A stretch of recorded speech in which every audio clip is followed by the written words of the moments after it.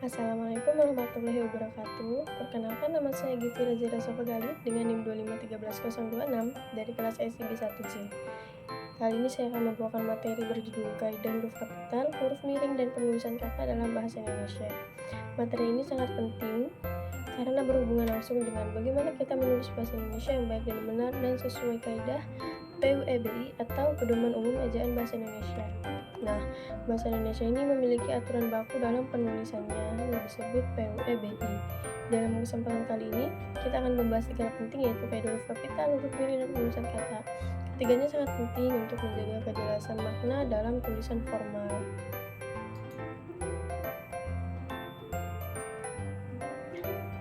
Pertama kita akan membahas tentang huruf kapital. Huruf kapital atau huruf besar berfungsi untuk menandai hal-hal penting dalam suatu tulisan seperti nama, tempat, awal kalimat, lembaga, dan judul. Fungsinya bukan hanya sekedar estetika, tapi juga membantu pembaca mengenali unsur-unsur penting dalam kalimat. Contohnya, Indonesia adalah negara kepulauan.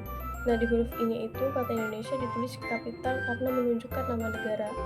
Tanpa aturan huruf kapital, makna sebuah kalimat itu bisa menjadi rancu. Selanjutnya, kaidah huruf penggunaan kapital.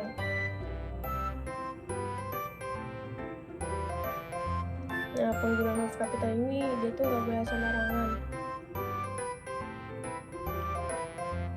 Dan ada beberapa aturan yang diatur dalam PUEBI. Misalnya digunakan di awal kalimat untuk nama orang, nama bangsa, bahasa, jabatan yang diikuti nama orang, nama lembaga, dan sebagainya. Nah, contohnya ini di awal kalimat, dia pergi ke pasar. Nah, huruf D-nya ini harus huruf besar. Pada nama orang, nah itu setiap awal kalimatnya, bisa dibilang awal katanya gitu ya, itu harus menggunakan huruf besar. Nah, terus selanjutnya itu nama jabatan yang diikuti nama orang. Jadi nama jabatannya besar, nama orangnya pun juga besar.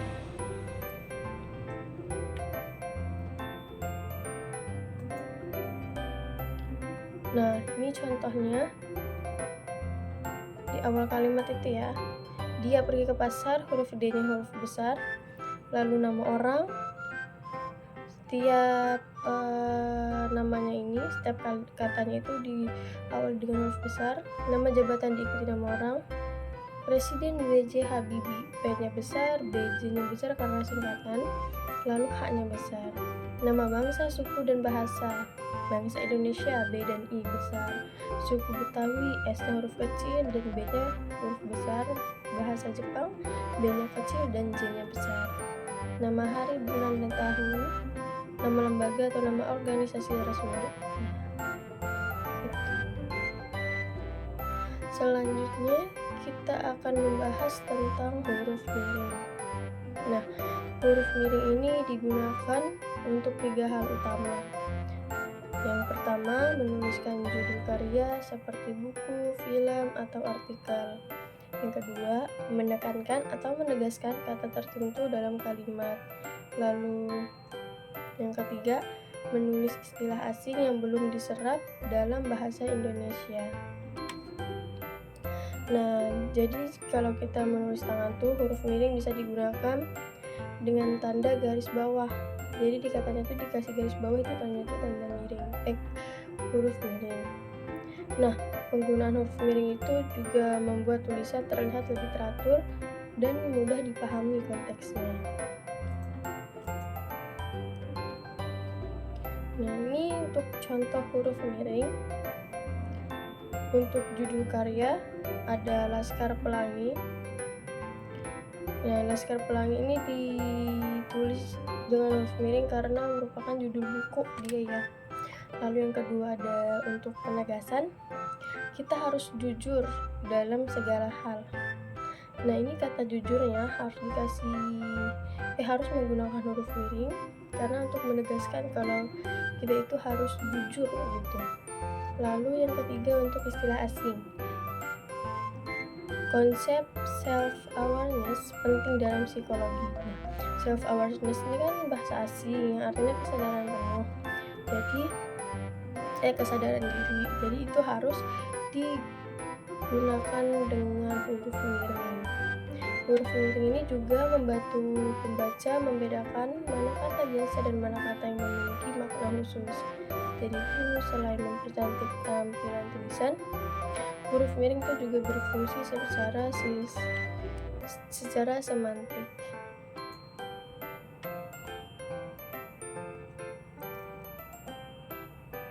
Selanjutnya, penulisan kata.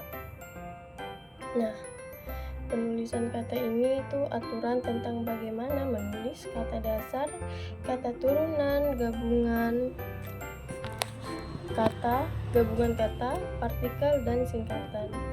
Hal ini tuh penting karena kesalahan kecil itu bisa mengubah makna.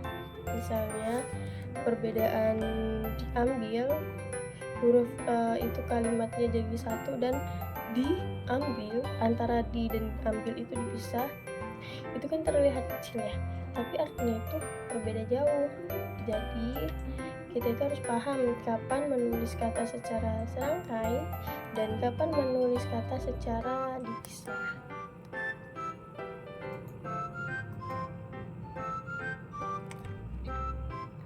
Nah, kaidah penulisan kata. Pertama, kata dasar itu ditulis serangkai. Misalnya rumah, makan, belajar. Jadi dia ini kan nggak bisa dipisah ya, karena emang udah bentuknya serangkai gitu. Lalu yang kedua ada kata turunan seperti awalan, maksudnya itu awalan, akhiran, atau sisipan itu ditulis serangkai. Jadi misalnya membaca, berlari, menuliskan gitu. Selanjutnya ada gabungan kata. Nah, kalau gabungan ini dia itu ditulisnya terpisah, seperti rumah sakit, meja makan. Karena aneh kan kalau misalnya mereka ini ditulisnya menjadi serangkai gitu. Selanjutnya ada partikel, seperti lah, kah, tah, itu tuh ditulis dengan serangkai. Pun ditulis terpisah, kecuali bentuk padu, meskipun, walaupun. Lalu selanjutnya singkatan.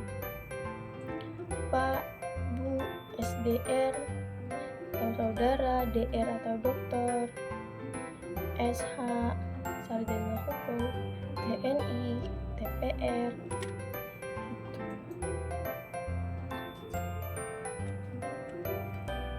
Nah, ini selanjutnya contoh salah dan benar. Ini ada sudah contohnya di layar, di PPT-nya. Yang salah diambil, apapun digabung, dipasar atau menjadi serangkai, ke rumah itu serangkai. Yang benar yaitu diambil itu menggunakan serangkai, apapun itu dipisah, dipasar dipisah, ke rumah juga dipisah. Nah, kesalahan kecil seperti ini itu biasanya tuh sering muncul terutama di media sosial. Maka dari itu penting bagi kita untuk membiasakan diri menulis dengan benar sesuai dengan pedoman PUE-BI. Bahasa yang baik itu juga mencerminkan kedisiplinan penulisnya.